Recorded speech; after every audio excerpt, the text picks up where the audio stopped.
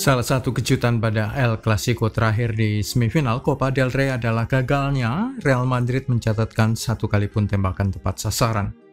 Data pertandingan memperlihatkan shot on target, shot on goal, nihil atau nol dari pihak Karim Benzema dan rekan-rekannya. Bagaimana resep Blaugrana menihilkan meredam serangan-serangan Los Blancos? Begini caranya. El Clasico di ajang semifinal Copa del Rey.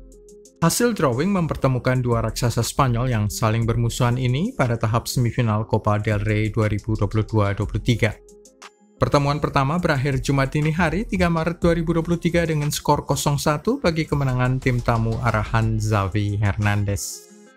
Real Madrid sebenarnya unggul segala-galanya kecuali soal shots on goal atau tembakan tepat sasaran ke gawang Marc-Andre ter Stegen. 0-0. Sementara Barcelona melepaskan dua serangan tepat sasaran, satu menjadi gol sekalipun hanya memiliki 36% dominasi bola. Pasukan Carlo Ancelotti sejatinya sangat dominan dalam hal penguasaan bola, mencapai 64% atas tamunya itu, juga pembangunan serangan yang berujung percobaan gol mencapai 14 kali. Namun justru hal itu jugalah yang memperlihatkan perbaikan dari sisi Blaugrana. Xavi berani melakukan 4 pergantian pemain belakang. Jika Anda memperhatikan susunan pemain, maka Xavi melakukan 4 pergantian berani dari lini belakang timnya. 4 starter yang dipertahankan selama 90 menit adalah secara berturut-turut dari sisi kanan, Ronald Araujo, Julen Koundé, Marcos Alonso, dan Alejandro Balde. Ini merupakan 4 pemain belakang yang baru jika dibandingkan susunan pemain 4 back saat Blaugrana menelan kekalahan memalukan 1-0 terakhir kali di ajang Liga Spanyol. Disebut memalukan karena terjadi melawan tim degradasi Almeria yang sebelum kick-off terjadi tengah menduduki urutan terbawah klasemen sementara Liga Spanyol, ranking 20. 4 back Barca pada waktu itu berturut-turut dari sisi kanan adalah Sergi Roberto, Andreas Christensen, Eric Garcia, dan Jordi Alba.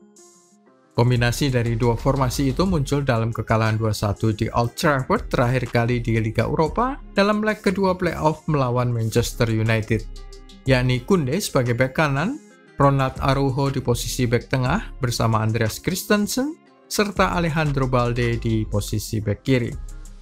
Kombinasi bek tengah Koundé dan Alonso pada laga El Clasico terakhir di Santiago Bernabeu terbukti sangat efektif dalam meredam serangan-serangan Los Blancos yang dimotori Vinicius Junior, Karim Benzema, dan Ernesto Valverde.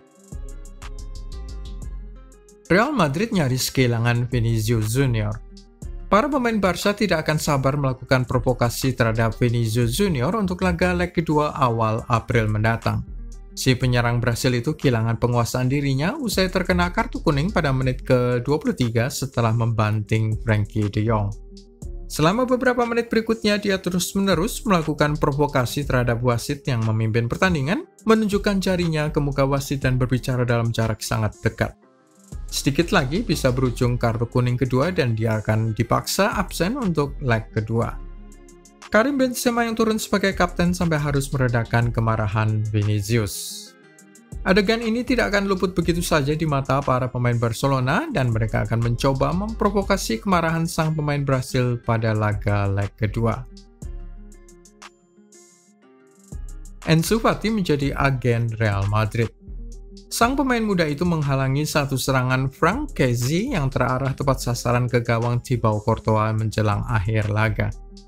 Sepakan keras Kessié menerpa kaki Ansu Fati dan membuat bola berbelok keluar gawang. Kalau saja Ansu Fati melompat tepat waktu, maka seharusnya skor sudah berubah menjadi 0-2 bagi keunggulan Blaugrana menjelang leg kedua. Teka-teki Xavi untuk leg kedua semifinal Copa del Rey. Pada leg pertama, 3 pemain andalan tidak turun bermain bagi Barcelona. Mereka adalah Pedri, Ousmane Dembele, dan Robert Lewandowski. Ketiganya mengalami cedera otot di kakinya. Pertanyaan kita adalah apakah 3 pemain ini akan diturunkan untuk leg kedua semifinal Copa del Rey pada awal April mendatang. Masih akan ada jeda 1 bulan, ada kemungkinan 3 pemain itu sudah pulih dari cedera mereka masing-masing.